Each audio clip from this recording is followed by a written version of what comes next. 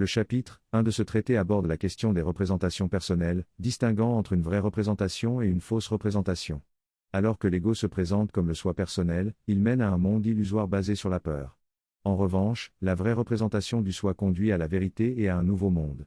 Pour parvenir à cette véritable représentation de soi, il est nécessaire de prendre conscience de ce qui n'est pas la vérité.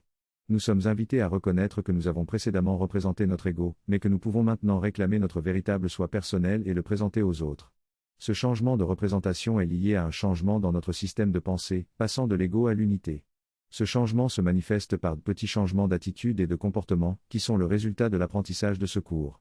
Il est souligné que le soi personnel n'existera désormais qu'en tant que représentation pour les autres et que le voir comme notre réalité a conduit à notre perception d'un monde de souffrance et de conflit. Le processus de transformation en cours concerne la prise de conscience de notre vrai soi, qui était caché derrière l'illusion de notre ancienne représentation de l'ego.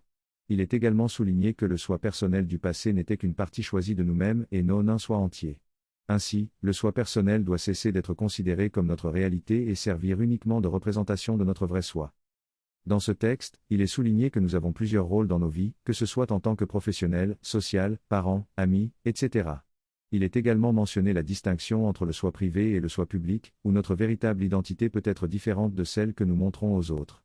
La proposition est alors de devenir un soi entier, sans partie cachée, et de ne plus jouer de rôle. L'auteur affirme qu'il peut aider dans cette démarche, car il l'a lui-même accompli. On parle également de l'élimination de l'ego, et du travail de correction des erreurs passées dans le présent, en utilisant notre forme physique pour représenter la vérité.